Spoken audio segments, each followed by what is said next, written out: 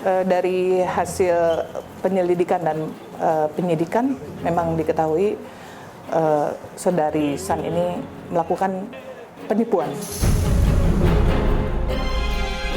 Tapi yang terakhir saya transaksi itu belum dibayarkan sampai sekarang. Total kira-kira sekitar 10 juta atau 9 juta Pak yang harus dilunasi. Tipu daya, pelaku ini menjanjikan uang kepada masyarakat dengan 10% tadi, tapi dengan syarat mereka peminjam di perusahaan pembiayaan atau pinjam online.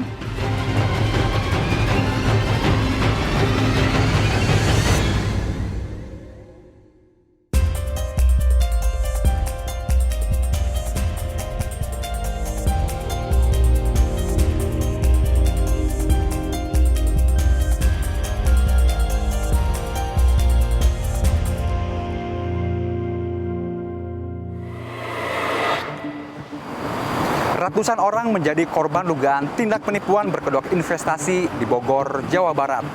Sebagian besar korbannya merupakan mahasiswa IPB. Benarkah penipuan ini modus baru? Lalu, bagaimana pelaku menjerat para korbannya? Simak liputan selengkapnya hanya di Target.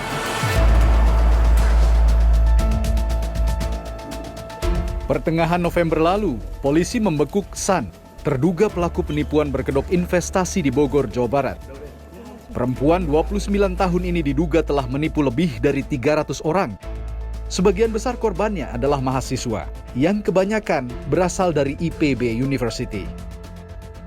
Kasus ini terbongkar saat salah satu korban melapor ke polisi pada 15 November lalu. Total kerugian pada korban mencapai lebih dari 2 miliar rupiah.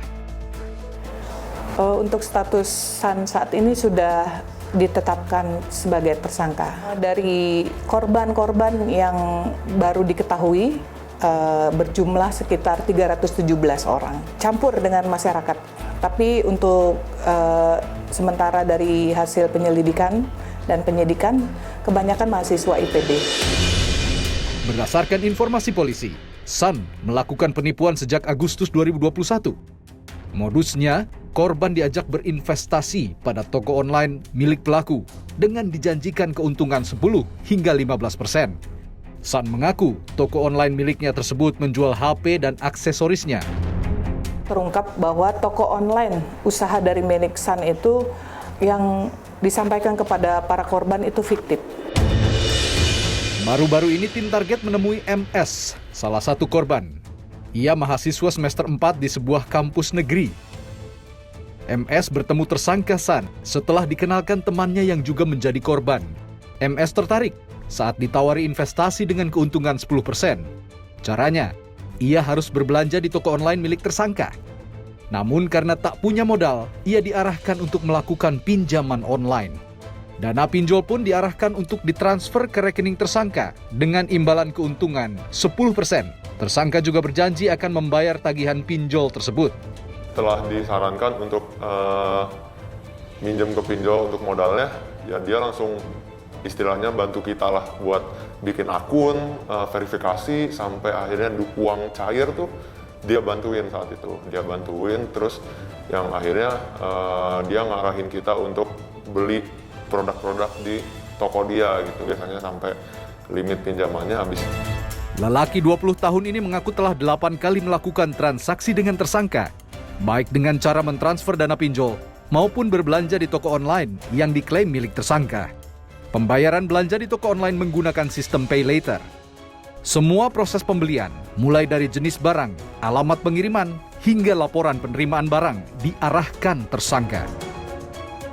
Nah, untuk barangnya sendiri yang dia jual dan yang dia suruh beli itu HP sama casing HP.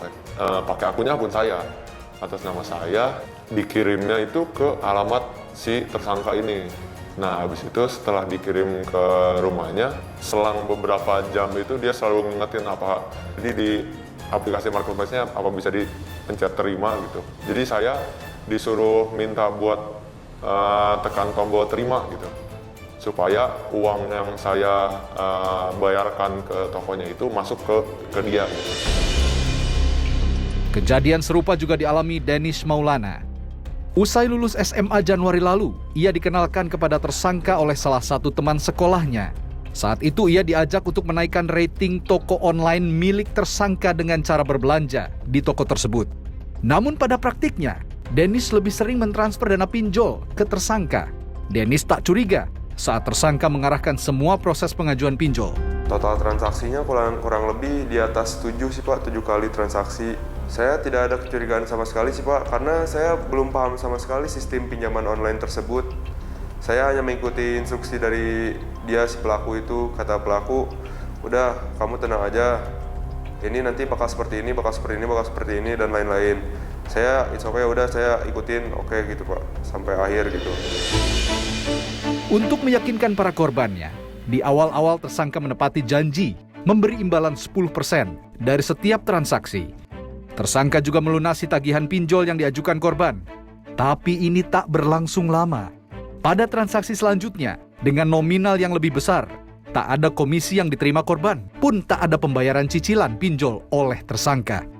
Akibatnya, para korban terjerat pinjol. Tapi yang terakhir saya transaksi itu belum dibayarkan sampai sekarang. Limit saya waktu itu kebetulan 10 juta sampai 9 sampai 10 juta Pak. Limit saya. Harusnya saya dapat komisi itu 10%-nya dari sekian. Total kira-kira sekitar 10 juta atau 9 juta Pak yang harus dilunasi. Mungkin sampai transaksi ke-5 mungkin ya. Itu masih saya dapat fee. Di 6 itu dia masih bayar 6 itu. Tapi saya udah nggak dapat fee. Terus di transaksi ke-7 dan seterusnya mungkin sampai 8 itu udah nggak dibayar. Untuk sisa tagihannya saya bayarin itu sekitar ya 6 jutaan lah saya bayarin pakai uang saya karena si penagih ini udah mulai mengganggu aktivitas sehari-hari gitu. Tagihannya sih sekarang sisa 1, itu nominalnya 800.000. Tersangka San menyasar korban yang berusia 19 hingga 21 tahun. Tanpa menaruh curiga, mereka lantas mengajak rekan-rekannya untuk bergabung. Awalnya itu ada satu orang tersebut bisa mengajak adik-adik mahasiswa ini untuk bisa ikut dalam program yang ataupun kejadian tawaran tawaran ini yang dilakukan oleh tersangka. Nah, pertemuannya itu hanya menyampaikan ini akan mendapatkan bonus 10%. Nah, dari situlah mereka tertarik. Apalagi yang tadi saya sampaikan, ada grup ataupun kelompok teman-teman IPB yang melakukan suatu kegiatan mahasiswaan sehingga dengan mudahnya dapat.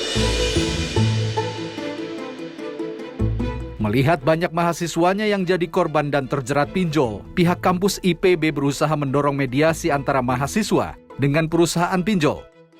Pihak kampus berharap perusahaan pinjol memberi keringanan cicilan kepada para mahasiswa korban penipuan. Ratusan mahasiswa jadi korban penipuan. Mengapa bisa? Apakah ini modus baru dari penipuan? Iming-iming 10% keuntungannya kita dapat juga itu salah satu jadi dorongan saya untuk ikut. Modus penipuan yang menjerat ratusan korban di Bogor, menurut Ketua Satgas Waspada Investasi Tongam L. Tobing, tergolong unik.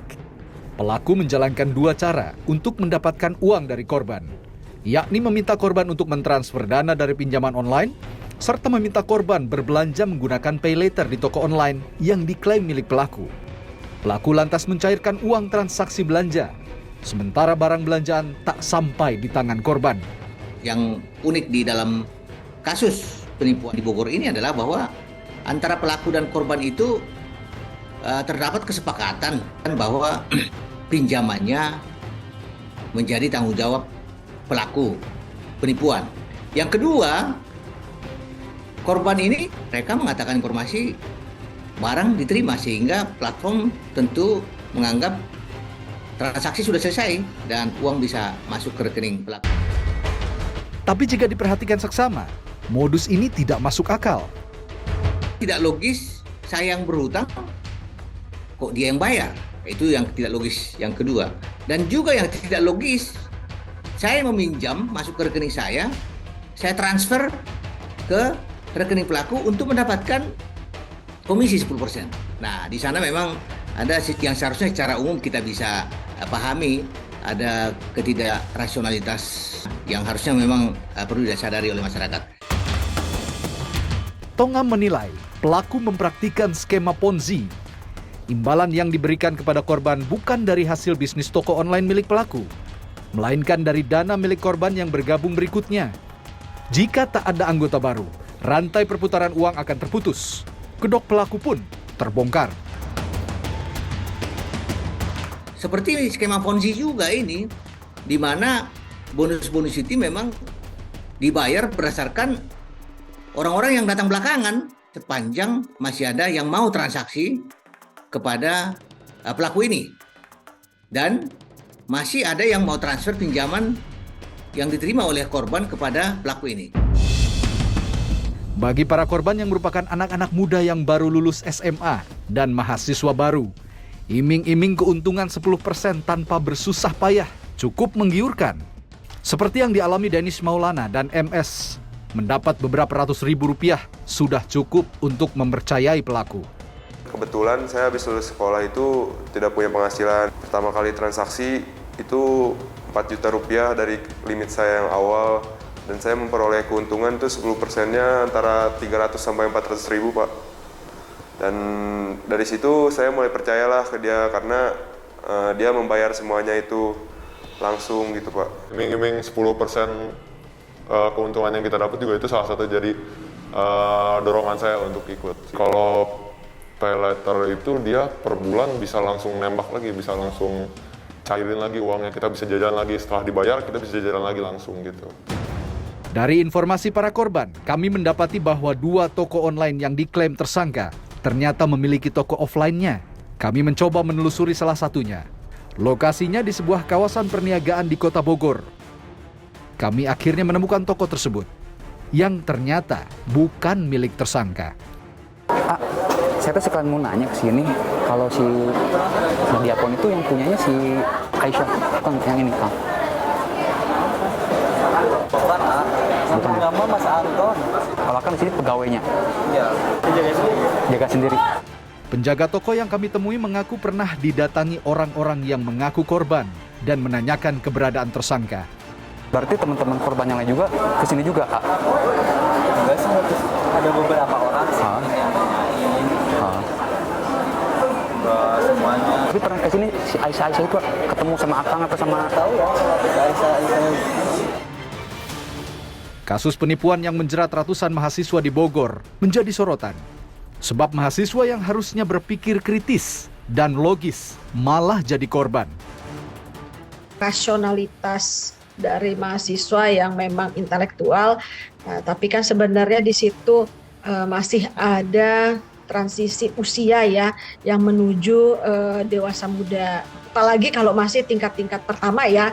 Jadi range usia lulus SMA aja itu menuju tingkat pertama itu maba tuh kan 18 tahun ya. 2 tahun di atasnya kan 20 tahun gitu. Itu jatuhnya kan masih transisi atau peralihan ya. Gitu usia ya dari remaja menuju dewasa muda satu. Jadi wajar ya masih labil, belum matang ya ininya ya cara berpikirnya ya gitu. Jadi mungkin ketidakmatangan ini nih yang dilihat sebagai peluang oleh pelaku. Pola pertemanan mahasiswa yang cenderung berkelompok dapat memengaruhi pola pikir saat mengambil keputusan. Faktor ikut-ikutan jadi sebab mahasiswa banyak menjadi korban. Mahasiswa ini kan punya peer group atau kelompok pertemanan. Penyebaran pertama kali skema bisnis ini pun yang memang di-arrange basisnya grouping, kelompok-kelompok gitu ya, dan akhirnya menyebar sampai ratusan gitu ya. Nah, jadi memang peer group ini sangat-sangat mempengaruhi juga pola pikir mahasiswa. Guna mengetahui sikap mahasiswa dalam merespons tawaran investasi, kami melakukan eksperimen sosial. Saya akan melakukan eksperimen sosial dengan menawarkan produk investasi ini yang mempunyai keuntungan 15% setiap bulannya. Saya akan menyasar kalangan mahasiswa. Mari kita lihat bagaimana reaksi mereka. Kak, permisi, boleh minta tolong sebentar nggak? Saya Faisal dari Bandung, lagi usaha toko online gitu. Produknya ini trafficnya lagi bagus di 5 bulan menjelang lebaran, lagi pesanan meningkat pesat, itulah barangkali tertarik buat invest di kami. Ini udah terdaftar OJK juga sih. Jadi kami menawarkan profit 15% per bulan selama setahun di tahun 2023. Barangkali tertarik kayak gitu, Kak. Tapi depositnya minimal 1 juta. Saya foto aja boleh? Boleh. Barangkali tertarik, Kak, ini investasi yang lagi menjanjikan lah kayak gitu. Nomor saya juga barangkali dicatat, barangkali butuh kayak gitu. Lumayan kan 15% per bulan buat nambah-nambah biaya kos kayak gitu, biaya kuliah, penghasil. Dipikirkan. Barangkali tertarik, tinggal 10 slot lagi. Dipikirkan dulu. Iya. Permisi, maaf ganggu. Mau menawarkan produk investasi, toko online yang produksi pakaian perempuan. 5 bulan menjelang lebaran nih lagi grafik permintaan konsumen lagi tinggi. Misalkan Kakak store deposit 1 juta, nah itu kita kasih keuntungan 15% per bulan selama setahun. Ya, nanti dulu deh Mas. Apa? Ya, nanti dulu ya. Masnya mohon maaf, mahasiswa atau udah kerja? Si mahasiswa. Wah, pas banget tuh buat uang saku, buat biaya kuliah. Kakaknya barangkali berminat buat join di kami, Kak, sebagai investor. Kalau misalkan belum punya uang sih gak apa-apa. Nanti boleh di-save dulu aja nomor saya barangkali. Bulan depan ada uang, mau menghubungi saya. Lihat nanti ya, Mas. Pertama dari profitnya 15% itu udah terlalu tinggi sih menurut saya. Itu langsung nggak yakin sih, ini yang nggak masuk akal.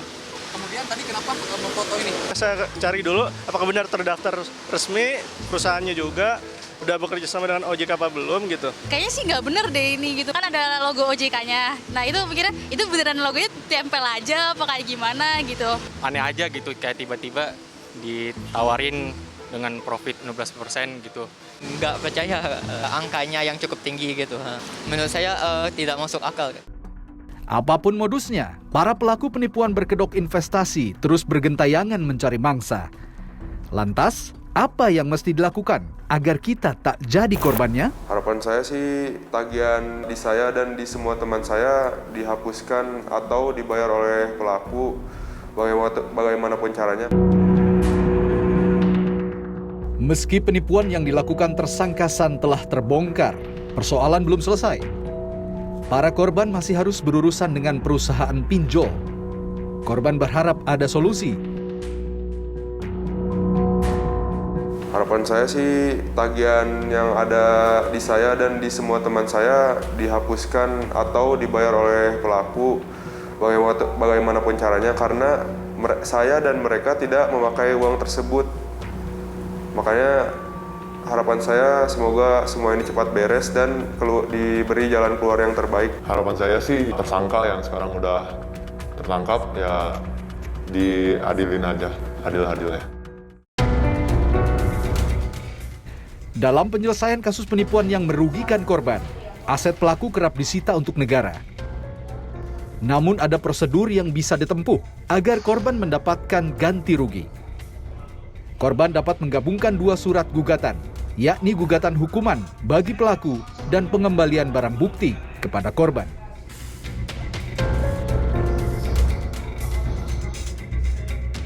Jadi memang di dalam pasal 38 tadi mengenai perlakuan terhadap bukti dan pasal 39 KUHP itu ada satu kewenangan hakim untuk merampas barang bukti, ya. Barang bukti dirampas, kemudian kemana? Apakah dirampas untuk dimusnahkan, dirampas untuk negara, atau dirampas untuk dikembalikan kepada korban? Dalam mekanisme di dalam peradilan itu kan ada waktunya jaksa menuntut, gitu ya. Jadi yang dituntut bukan hanya hukuman kepada pelaku sekian tahun, jangan. Ya, tidak cukup, tetapi juga tuntutan atas barang bukti untuk dikembalikan kepada korban. Jika tak waspada, niat mendapat untung dalam investasi bisa berujung buntung. Jika ingin berinvestasi, selalu perhatikan 2L, legal dan logis.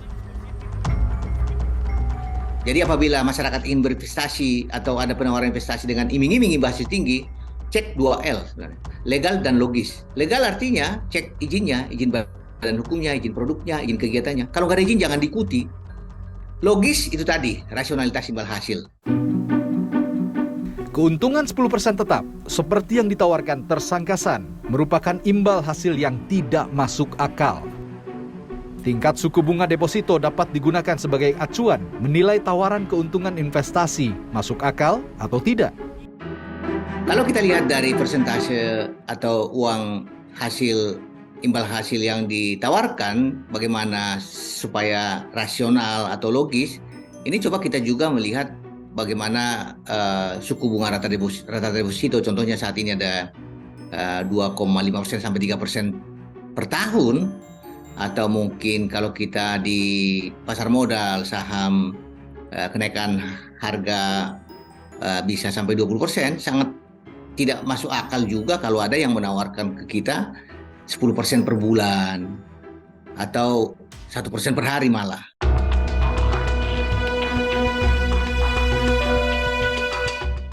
Berulangnya kasus penipuan berkedok investasi menandakan minimnya literasi masyarakat terkait keuangan. Literasi keuangan ini memang sudah menjadi masuk target kurikulum ya oleh OJK di berbagai sekolah-sekolah tentunya. Sejak usia dini masyarakat kita sudah dididik dengan pengenalan terhadap keuangan agar mereka bisa terhindar dari penipuan-penipuan yang ilegal. Selain tadi literasi kita tingkatkan, ya memang awareness kita, kepedulian kita bahwa apabila kita investasi, kita perlu lebih teliti, jangan cepat tergiur dengan iming-iming hasil tinggi itu.